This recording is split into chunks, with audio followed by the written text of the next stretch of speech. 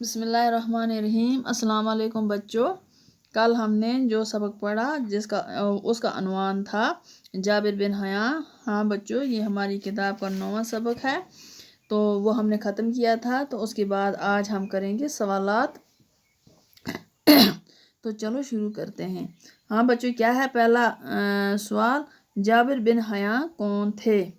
ہاں بچوں، اس کا جواب ہے جابر بن حیاں ایک عطار کے بیٹے ہونے کے ساتھ ساتھ دنیا کے ایک عظیم سائنسدان تھے۔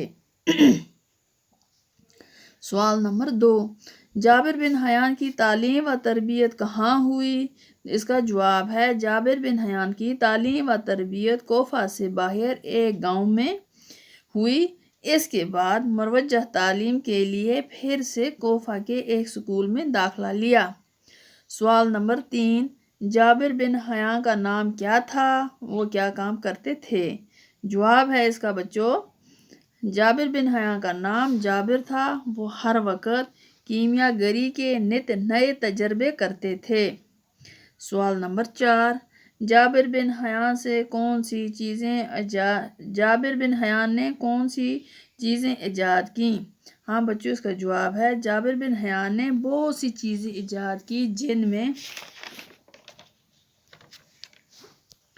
جن میں کچھ درج ذیل ہیں: ریٹارڈ، قلمی شورے کا تیزاب، معدنی تیزاب وغیرہ۔ سوال نمبر 5، جابر کو بغداد آنے کی دعوت کس نے دی؟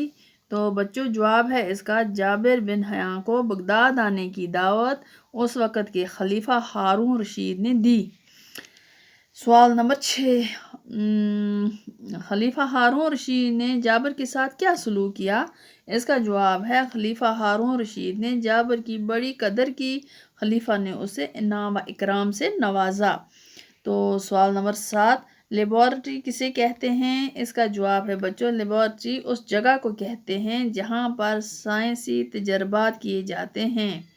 سوال نمبر 8، نائٹرک ایسڈ کو کس دھات کے برتن میں رکھا جا سکتا ہے؟ تو جواب ہے اس کا، نائٹرک ایسڈ کو سونے اور شیشے کے برتن میں رکھا جا سکتا ہے۔ اس کے بعد آ گیا سوال نمبر 9، جابر بن حیاں کو علم کیمیا کا بابا آدم کیوں کہتے ہیں؟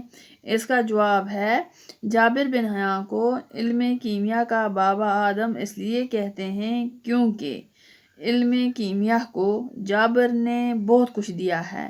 اس نے تمام زندگی تجربات میں صرف کی، علم کیمیا میں تجربات کو اہمیت دی، ان تجربات کے اصول اور قاعدے مرتب کیے۔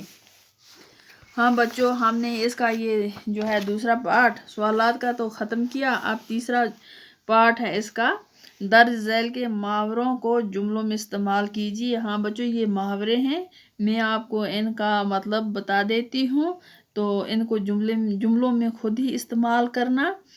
تو کیا ہے پہلا؟ فکر لاحق ہونا، اندیشہ ہونا۔ نمبر 2، بوجھ پڑنا، مصیبت پڑنا۔ نمبر 3، کوٹ کوٹ کر برنا، بہت زیادہ برنا۔ نمبر 4، دھن سوار ہونا، کسی بات کے پیچھے لگنا۔ نمبر 5، بابا آدم، موجد یعنی کہ شروع کرنے والا۔ تو بچوں، یہ میں نے آپ کو اس کا مطلب بتا دیا، تو جملوں میں خود ہی استعمال کرنا۔ تو اس کے بعد آ گیا چوتھا پارٹ، کیا ہے اس کا؟ سوچیے اور ذیل کے جملوں کو پورا کیجیے۔ چلو ہم کرتے ہیں پورا۔ کیا ہے پہلا ہے کیمیا بنانے والے کو کیمیا گر کہتے ہیں۔ اسی طرح ہے دوسرا، عطر بیچنے والے کو عطار کہتے ہیں۔ تیسرا ہے صبر کرنے والے کو صابر کہتے ہیں۔ رنگنے والے کو رنگ ساز کہتے ہیں۔ شیشہ بنانے والے کو شیشہ گر کہتے ہیں۔ زیور بنانے والے کو سونار کہتے ہیں۔ لوہے کے اوزار بنانے والے کو لوہار کہتے ہیں۔ پڑھانے والے کو استاد کہتے ہیں۔ علم حاصل کرنے والے کو طالب علم کہتے ہیں۔ تو بچوں، یہ ہم نے یہاں تک ختم کیا، یہ ہمارا جو 9واں سبق تھا، اس کے سوالات۔ تو انشاءاللہ کل پھر ہم اگلا سبق شروع کریں گے۔ تب تک کے لیے اللہ حافظ الناصر۔